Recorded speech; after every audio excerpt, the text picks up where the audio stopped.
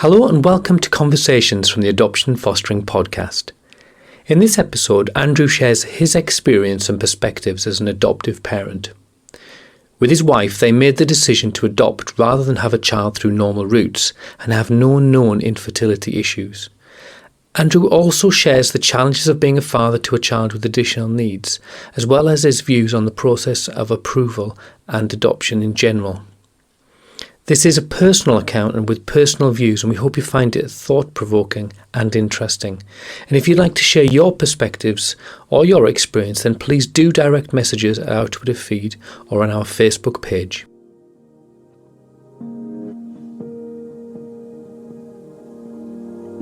My name's Andrew Taylor Dawson, and my wife and I adopted this year after about a 3-year journey coming into adoption.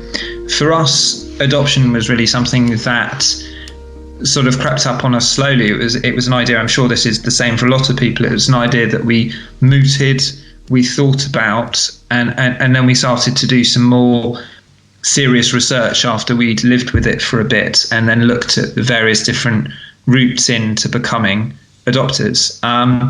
I'd say our route in, we often get slightly odd reactions from people, or we were treated in a quite particular way by social workers because we were deemed by the social workers to be altruistic adopters. Now, that's a term that I don't particularly like, because obviously anyone coming into adoption can be altruistic, whether they're a heterosexual couple, a LGBT couple, a single adopter.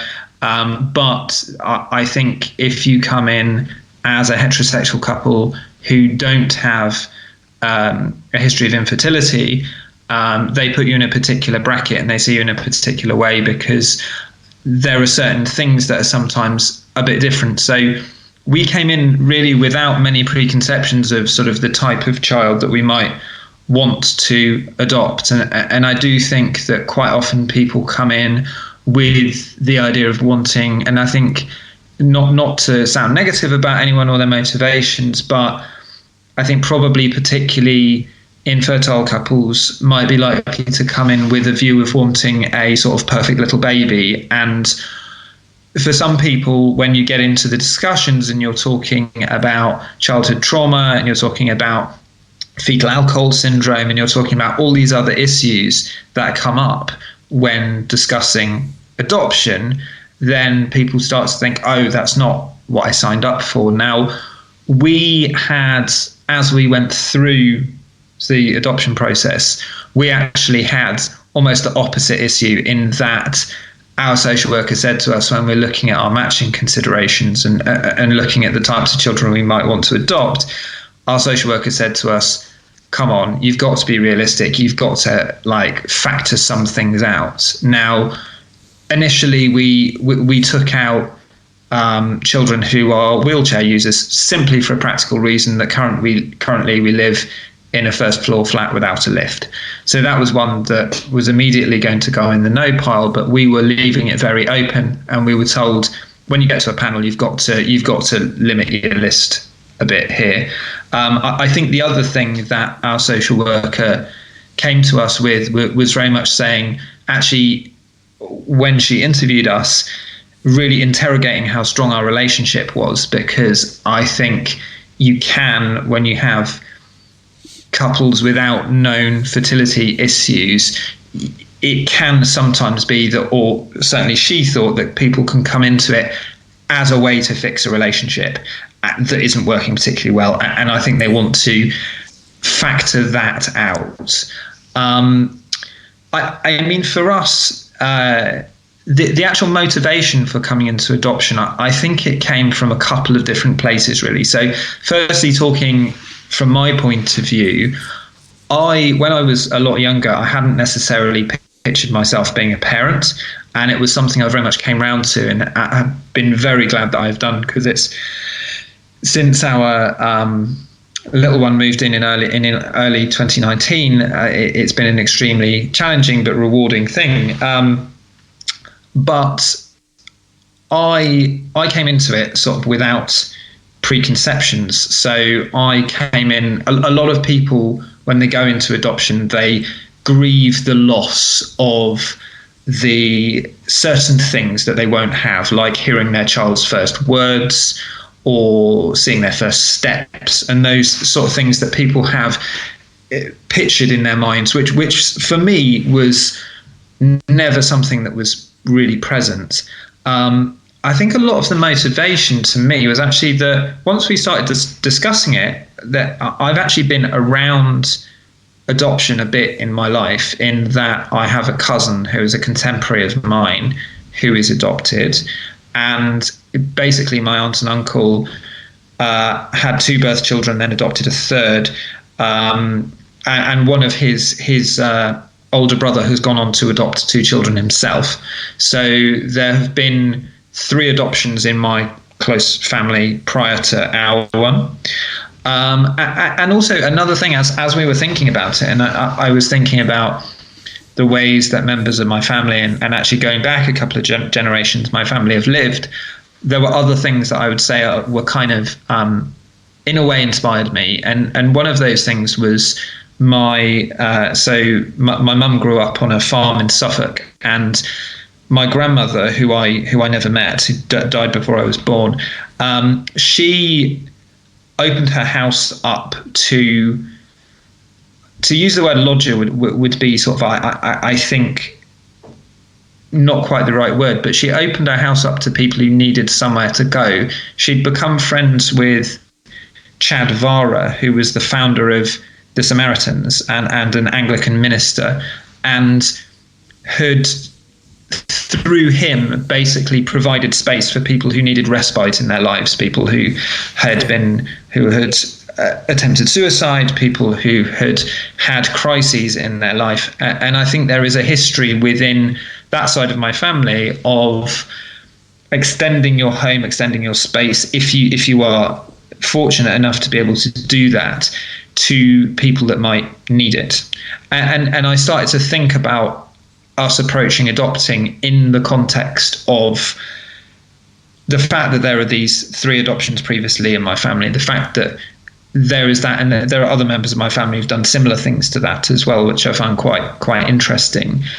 I would say, I suppose both my wife and myself have careers that are, to one degree or another, relate to helping people. I work in the charity sector in marketing and fundraising, so I promote causes, but it's very much on a sort of cerebral level. It's very much about getting people to engage with an issue that they're passionate about. Whereas my wife has worked in schools and works basically with children with special educational needs for her entire career. She's worked with autistic children. She's worked in schools in inner cities with quite a lot of social issues within the school intake. So I think for her there was a very obvious motivation of helping a child who is already here. I would say the other part from me, and this is not to say anything negative about anyone else's motivations for having children, but another element to me is that I didn't want to bring a child into the world as we're heading into a climate crisis. It's not that I think population is necessarily the main driver of that. That's a different conversation for a different day, as I don't actually believe that is consumption. But for me, I would rather, at this point in time and at this point in history, to bring up and help a child that needs a home and is already here. So that was sort of the point of view we were coming from. And we had a very long road through the approval process. Now, on paper, the approval process is 6 months, but I know many people now who have taken quite a lot longer than that. So we started on the journey to approval in early 2017. We had a break in the middle, which we agreed was necessary with the stage 1 social workers. where they got us to undertake some adoption-focused counselling, and that was basically because there's so much emphasis now on secondary trauma, and they wanted us to explore certain issues within our own lives to ensure that we were in the right place to take on a child who has experienced early trauma. And as we got through that process, I think we came to view that as being absolutely the right thing. We were very on board actually all along, but we sort of got to a point where we really did see that as being quite a sensible thing. If I were to give one sort of immediate piece of advice to people going into the process, I would say don't rush it. Because I think you can see on paper that it's 6 months, and you can think, well, we're going to get through in 6 months. And if suddenly you're told, no, you need to wait an extra month, you can think, well, why the hold up? Whereas actually we were made to jump. It felt at times that we were getting additional hoops thrown in front of us constantly to jump through. But by the time we got through it, I thought none of that was unnecessary. I actually thought all of it had a point and a purpose, and it meant that by the time our social worker went from assessing us to being our support figure as we were moving into the introduction phase and into actually our daughter moving in, once we're getting to that point, she actually knew us so well that she was able to judge and gauge things and use that experience. I think, just to give, I won't go into too much detail here, but just to give one example of the kind of issues which they drilled into quite heavily. Now, we took an approach during the process of full disclosure about our lives, about our pasts. One thing I have no problem talking about is that when I was 20, I was quite badly beaten up in a street when I was at university, and as a result, I became agoraphobic. Basically, a guy took it upon himself on a Sunday afternoon to punch me in the face with a bunch of metal. He fractured my cheekbone and eye socket, leaving me needing surgery, needing it to be pinned back together, and a bone graft to be put into my eye socket. I was very, very lucky not to lose my right eye. In fact, the ophthalmologist that saw me was incredibly surprised that I had not got any damage to my retina. But the upshot of it was that I became agoraphobic. Initially, it was extremely acute, and through various methods and an awful lot of support from friends and family, I really got through it. And for a long period, I was going out. I was doing things. I was doing my degree, I was having fun, but it had a quite large bearing on my life. But in recent years, it had got under control. And I said to the social workers that it was under control, I'd say 99% of the time. Very, very occasionally, there would be a circumstance where I'd be extremely tired, and I sometimes get a bit of a sort of flutter, a bit of nervousness, and this feeling of a possible panic attack. But I have the ability now to control that and the resources to understand what's happening in a way that I didn't when I was 20. But that's just to pinpoint one issue, because I think everyone's lives are complex in one way or another, and there will be something in anyone's background that a social worker is going to pull out, is going to discuss and say. For me, it was, well, what happens if you're looking after a child, you're in a public place and you have a panic attack, and I was then I had to actually, on top of the stuff you have to write up to do with your personal background, and on top of the interviews, I had to write up quite a lot of additional information detailing my coping strategies. But this was all stuff, it felt like, oh man, this is like, why did I even mention that? I could have got away with it, but I'm very glad I did. And that's another thing I'd say to people going through the process. Take an approach of full disclosure. It will make your life more difficult probably in the short term, but in the long term, it's actually a better thing. Yeah. And I think it's better that than things coming out once a child is placed. We spent the better part of 3 years getting to the point of being approved. But once we got towards approval, it went from this is stalling, we're on a break that's meant to be 6 months, and due to lack of capacity for the approval social workers, the assessing social workers rather,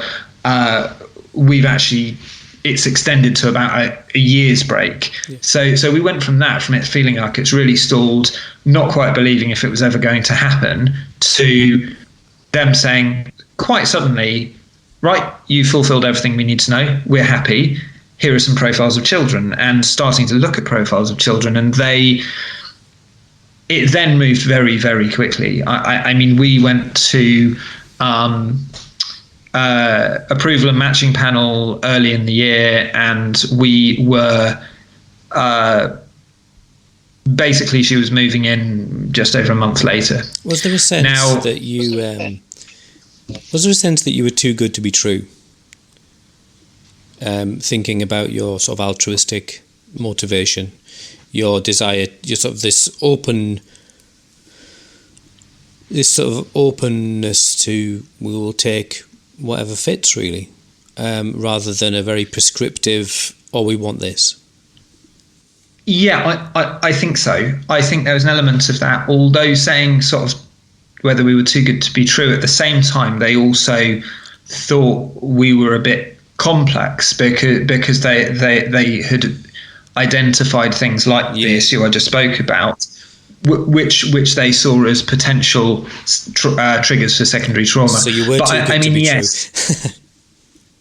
but they So I think certainly with our motivations, the report that was written was drilled into that quite a bit, and then the panel asked us quite a few questions about that as well. So yeah, that was something that did get drilled into. But I found we did both panels on one day. So we did approval panel and matching, and the sort of, because you're being approved with potentially without a specific child in mind, that part of it becomes quite academic when you're doing both in one day, because they're asking you these very broad, obtuse questions that sort of how would you cope with this or that kind of child? And you're thinking, well, most of what you're saying is completely irrelevant because we know the child and know quite a lot about Come her. back in an hour and we're going to talk about a specific child. Yeah. So it's a strange thing, and it was slightly terrifying and really tiring. We sort of went, and then we came out and we were both feeling utterly delirious, and then just went out for a meal. And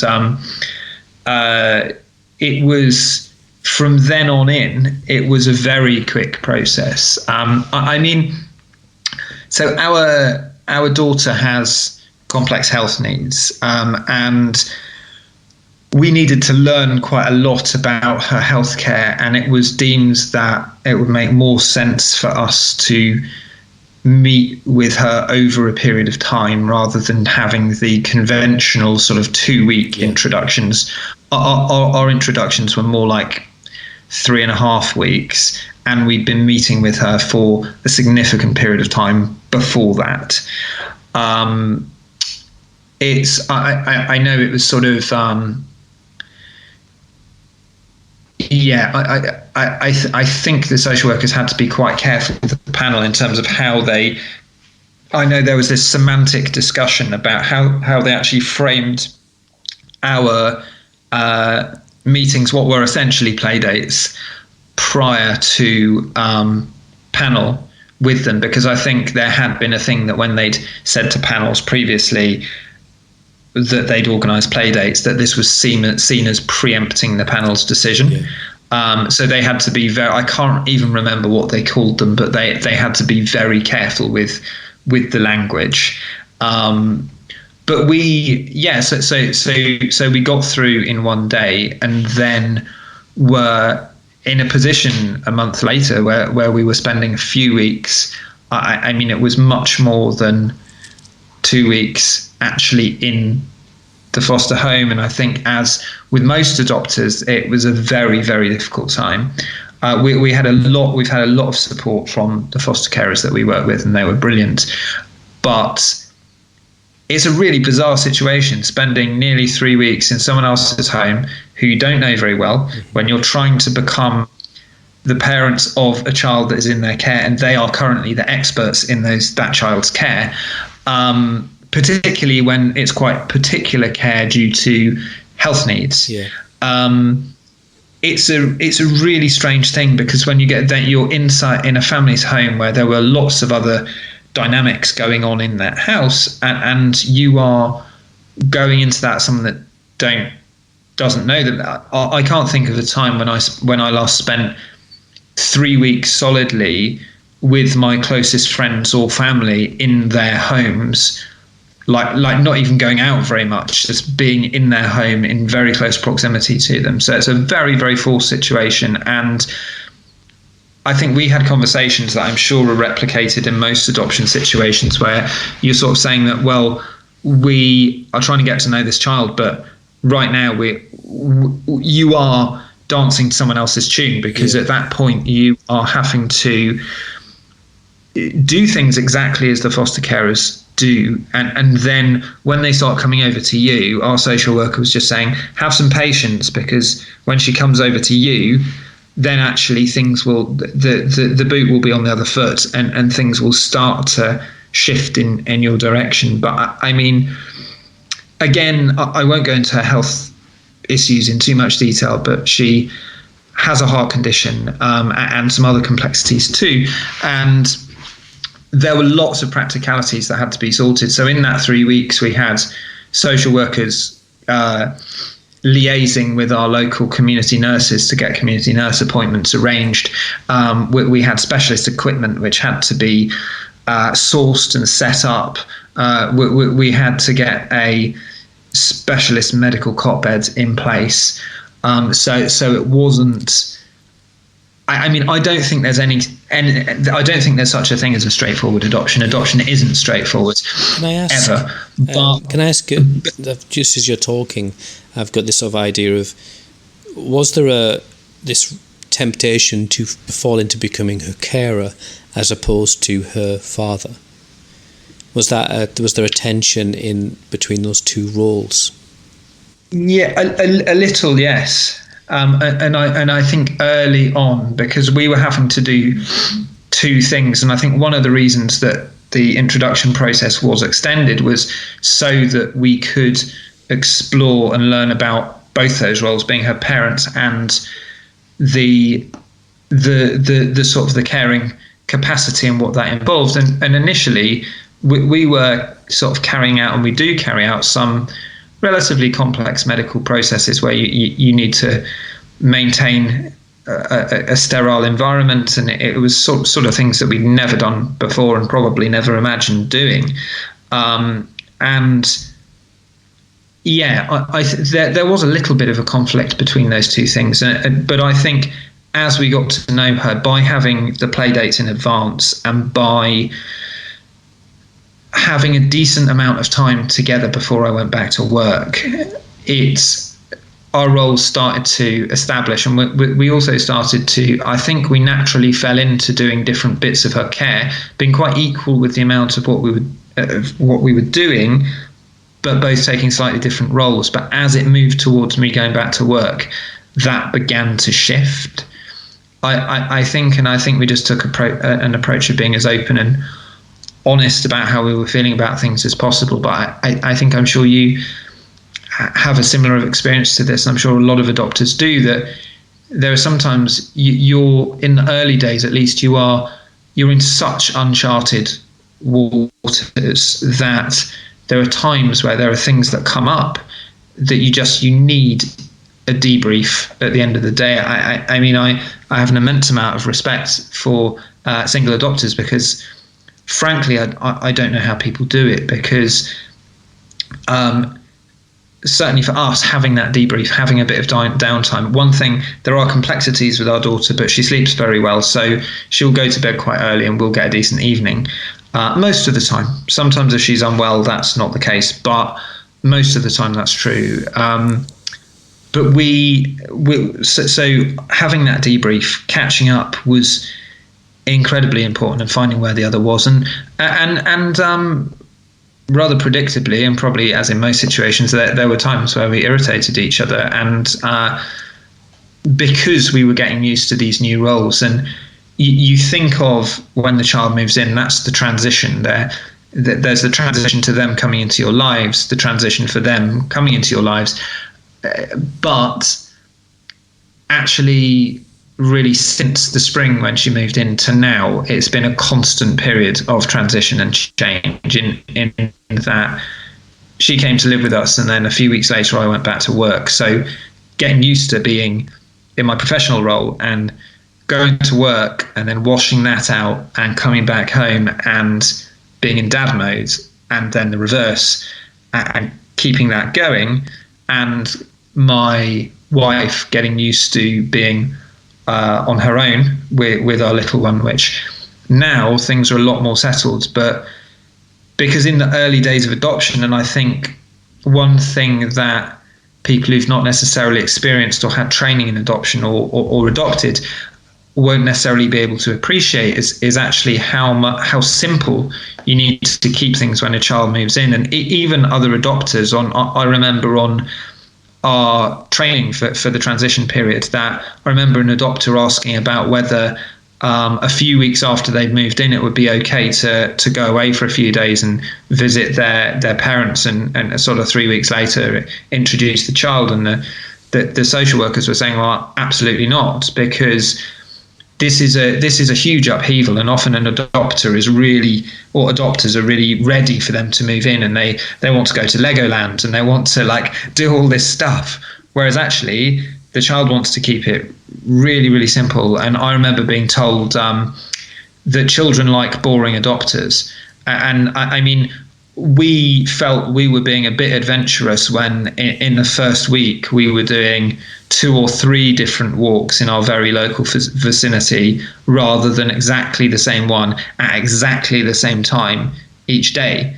And I think for my wife, the fact that initially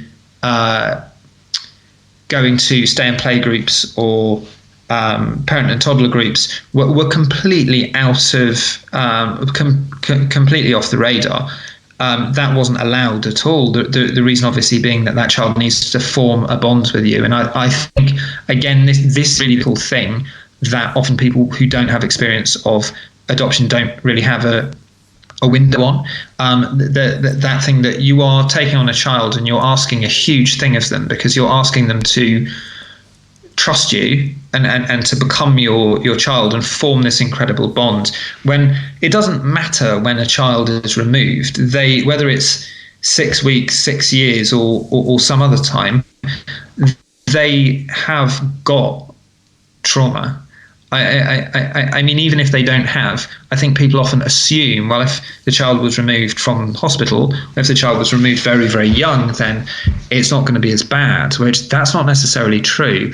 It might not be, they might not remember in such vivid detail things that are happening, but we see things come out in behaviours which are quite typical of sensory processing difficulties. So she has a very, there are other sounds that she finds difficult as well, but she has a very visceral reaction to people arguing. I mean, I believe that is through something she experienced, even though she probably doesn't have really strong memories of it. My wife was in a park with her, and she overheard a couple arguing and literally tried to bolt in the other direction. And similarly, I was in a shop with her. I had her in a rucksack child carrier on my back, and 2 people started arguing, and she shouted in my ear. She said, leave now, and we went, and I put the stuff down I was going to buy. I mean, I think in adoptive, probably with all children actually, but certainly with children who experience difficulties in public due to sort of sensory things or whatever. I think sometimes you have one plan in your head, but you just have to be flexible, and you just have to, you're going, okay, I've got hands full of shopping. I'm just going to dump these on a shelf and get out the door now, because that is like the only thing I can do. But no, I think one thing that you inevitably have to navigate is the perceptions and understanding of other people. Now, friends and family generally have been really welcoming, really sort of warm, and really understanding, because we've had to explain things. Whereas, like, if someone gets pregnant and has a baby, very quickly, once that baby's back at home and they settled in and all the rest of it, very quickly family will come round and want to meet the new baby. Now,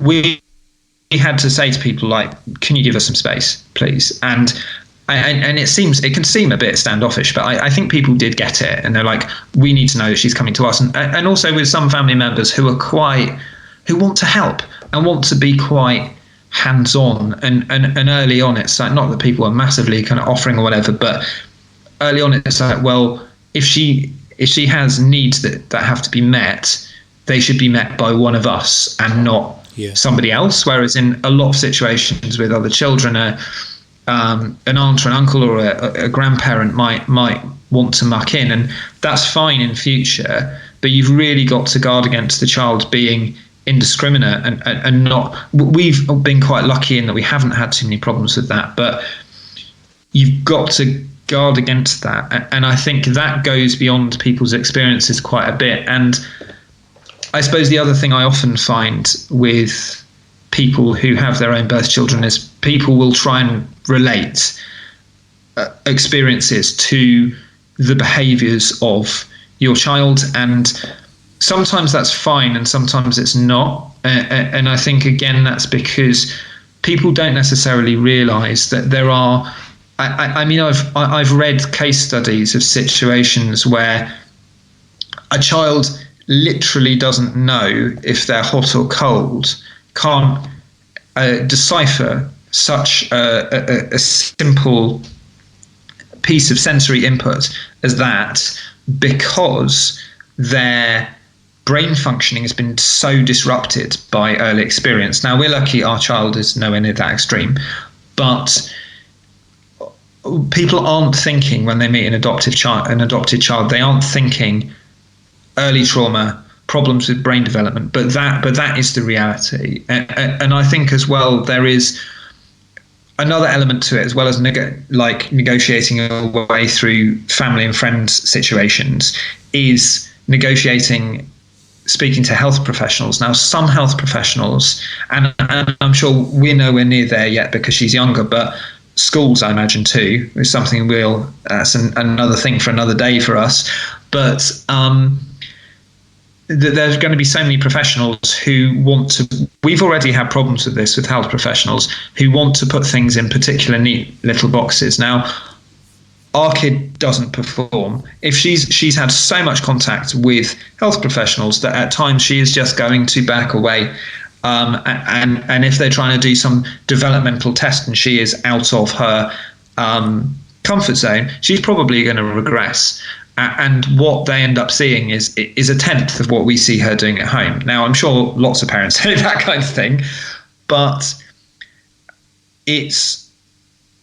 I think it's something that all adopters have to negotiate, and even in adoption circles, that I was reading a thing, I can't remember where it was actually, but a thing that was saying that there is, well, generally I think in this generation there is a lot of misdiagnosis of autism, just as in the 80s and 90s there was an awful lot of misdiagnosis of ADHD, and I'm sure that still happens.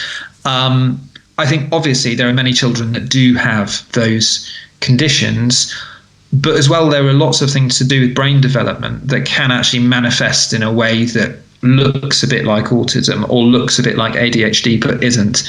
It's an issue with brain development. It's an issue with attachment and early trauma, but these aren't things that you can put an easy label on.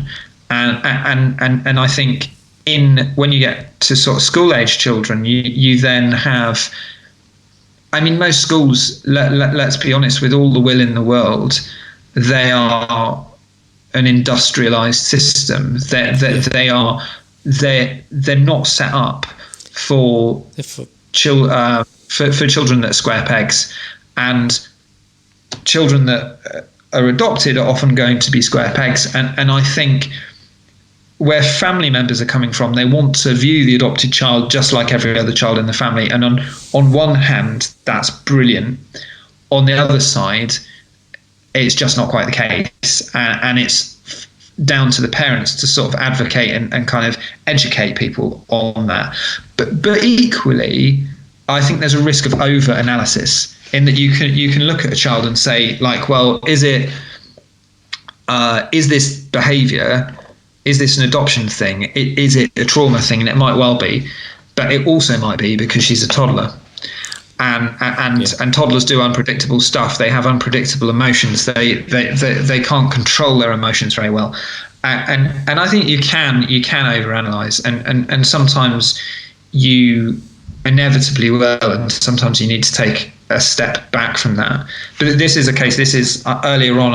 I said one thing that was a kind of would be a piece of advice I'd give to people going into the process. A piece of advice I'd give to people for when they are first have a child placed with them, just from our experience this year, would be to build your network around adoption. Have other adopters, and if you can have other adopters in relatively similar positions. We've managed to meet adopters with children with health needs. Partly we've been sort of put in touch with people and what have you along the way. But it's been incredibly helpful because they get it. We don't, with all the will in the world. I mean, I love my family, and my family are pretty understanding, actually. So are my wife's family. They're great.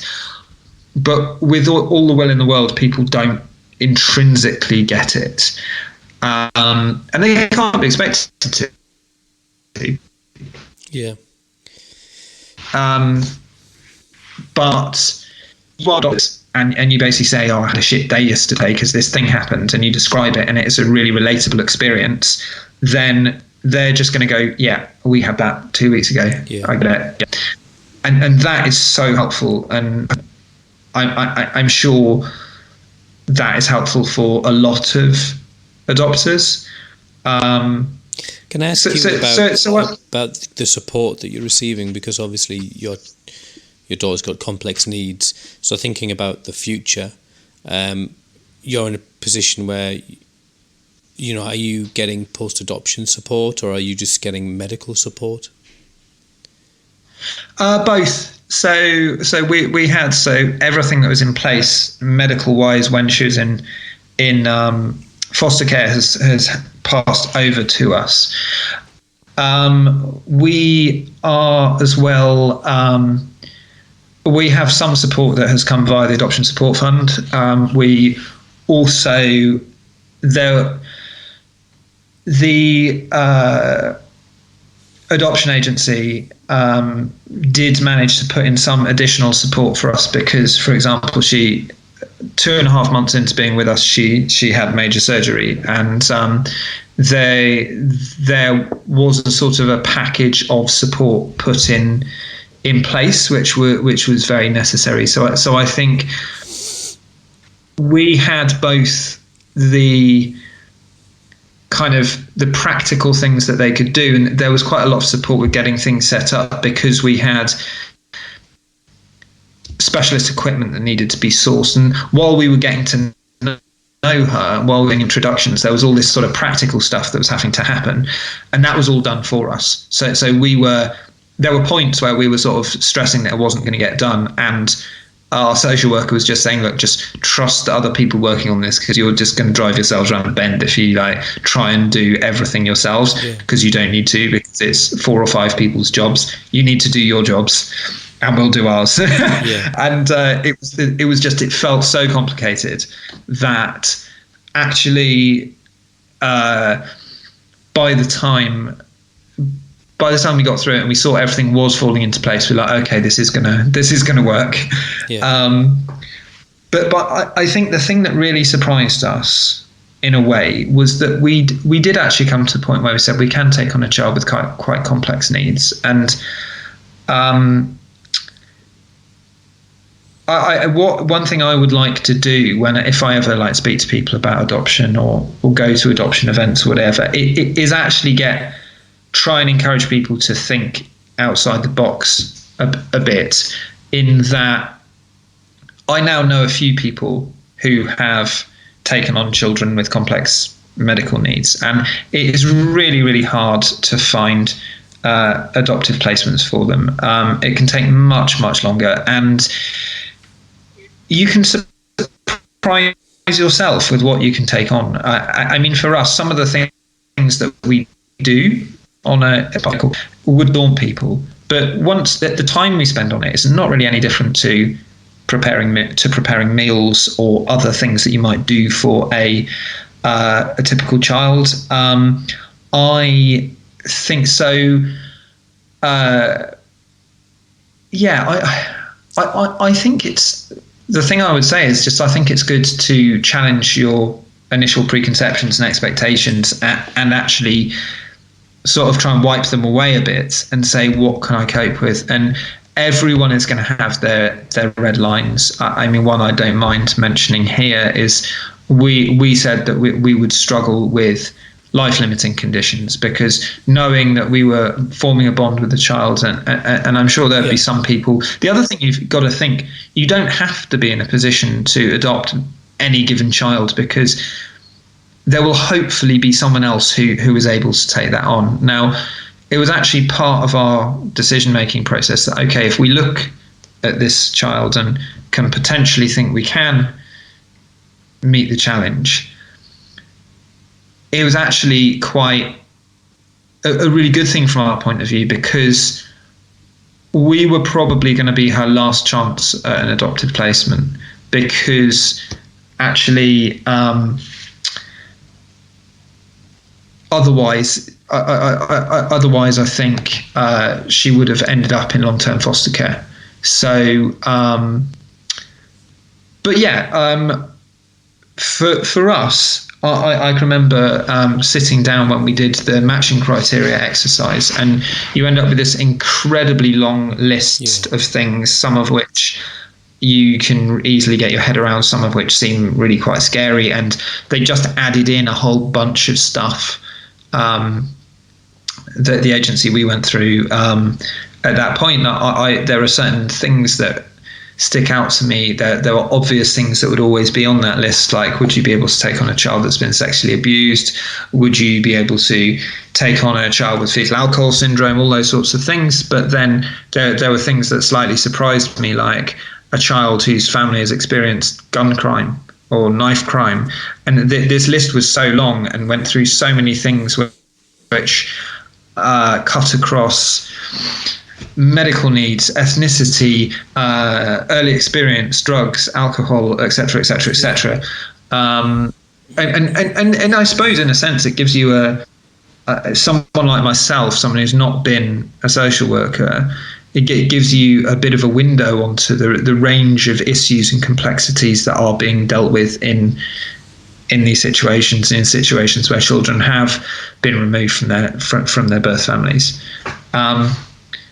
But I mean, as well, I think there's a piece that needs to be kind of done, and whether that comes down to it being adopters like us or adoption organisations, charities, agencies, whatever. But I do think there's a kind of an education piece in that a lot of the public and a lot of people don't really understand what adoption is in this day and age, and not that everyone needs to do sort of multi-day courses on early trauma, but I would like to see adoption being seen as something which is a first choice for more people, because I can remember actually one very close relative who I'm very fond of saying to us when we said we were going to adopt, just saying, why?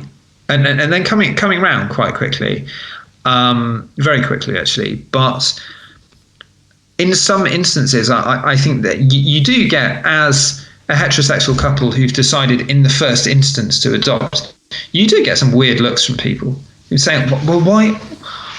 And this again is a term that I don't particularly like, but people saying, well, why don't you have your own? And to that I say, well, she is our own. And it's sort of, I often think it's like sort of as she grows up, I'm sure I've heard when I've read or listened to things that have been said by adoptees.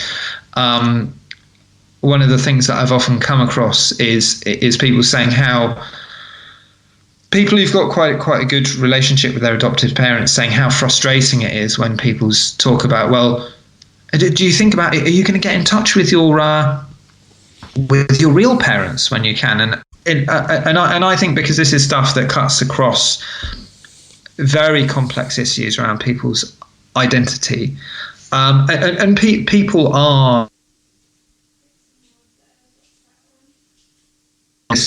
much people are obsessed with blood.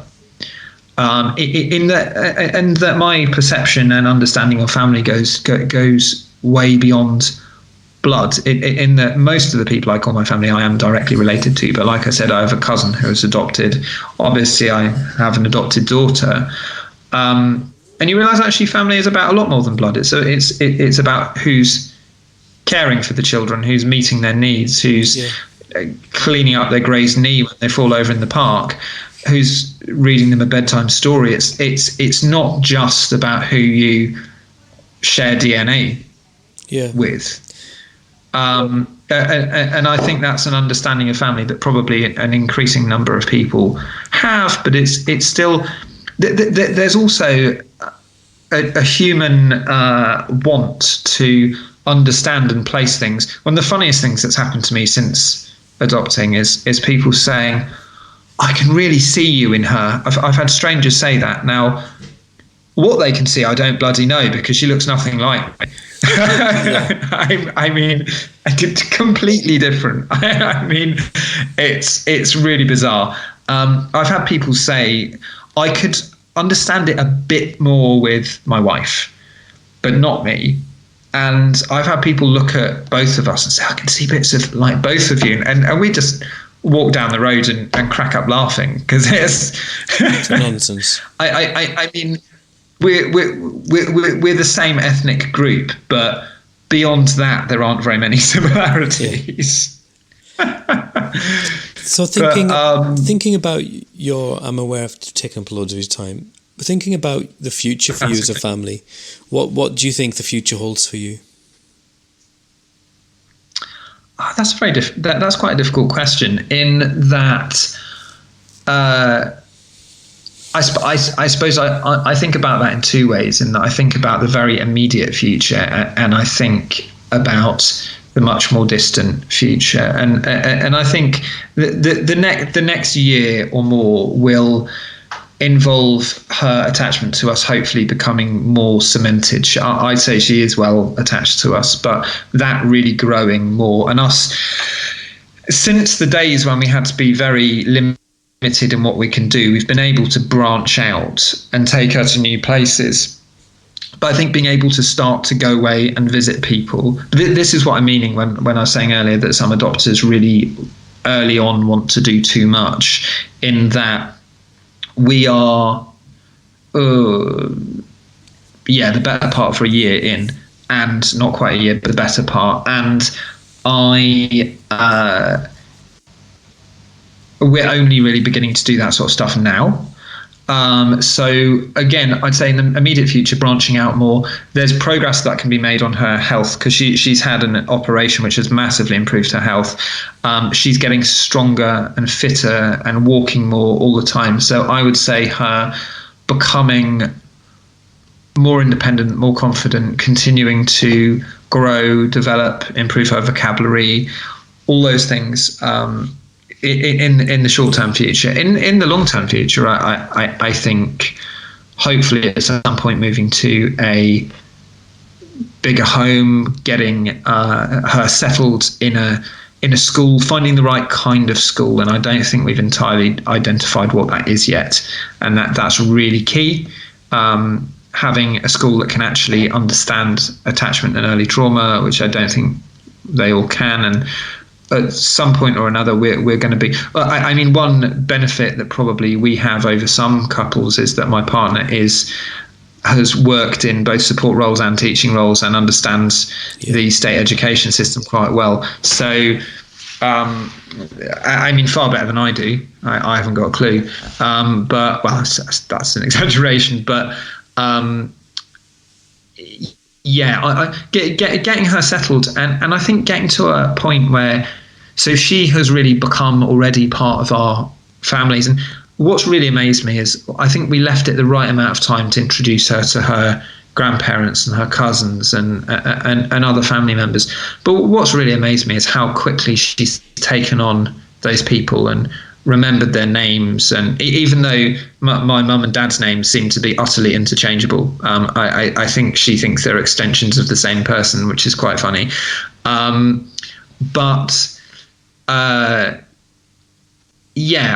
would say she's become part of the family, but in due course, I think that will just cement and solidify